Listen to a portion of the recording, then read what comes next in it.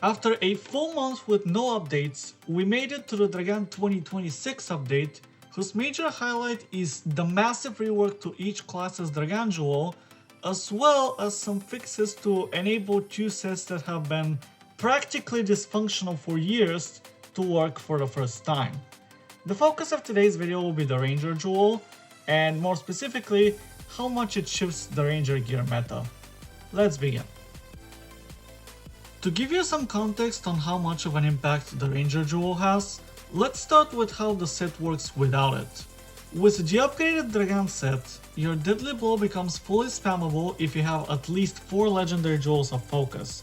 However, because it has an extremely high skill damage of 605% per attack with all the points in Q8 torso, the set subtracts 350% to balance it, leaving it at 255% skill damage. This amount is affected by marking, and any marked enemy will take double whatever deadly blow's damage is, in this case 510%. Additionally, each attack will cast an explosion with the exploding hit talent, giving it additional 180% skill damage to the main and nearby targets for a total of 690% skill damage to the initial enemy hit. This number seems to be carefully picked, as combined with the fact that this skill attacks 5 times every second, it deals close to the same sustained damage as the Forgotten Glory set, but takes less brain power to time skills at the cost of range. Ultimately, any damage difference in long fights in regular conditions can come down to lock on when you trigger your Jewel of Rage. That said, this balance is completely thrown out the window with the reworked jewel. The Dragan jewel boosts Dragan's single target damage output in 2 ways. First, you get a passive 150% additive skill damage to deadly blow thanks to the penalty reduction. On its own, this makes the single target hit go from 255% skill damage to 405%, or more accurately, from 510% to 810% on marked targets, which will be most targets you hit anyway.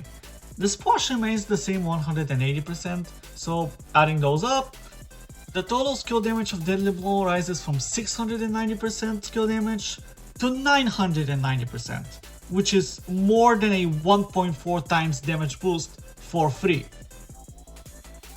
If this damage increase wasn't insane enough, now Deadly Blow can get its single target damage further increased through a new synergy with Death Sweep. Hitting 10 enemies with Sweep will supercharge your Deadly Blow for 5 seconds, giving it double base damage and an extra 10% movement speed to boot. This makes it no longer be as easy to use, but if you use this to its full potential, you will only need 2 seconds to fully stack your Deadly Blow and attack with an insane 810% skill damage to non-marked targets and 1620% to marked ones.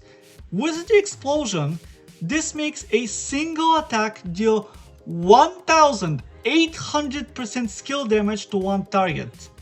For reference, a maxed explosive arrow only deals a total of 1175% with maxed points to these skills, where 350% come from the splash explosion.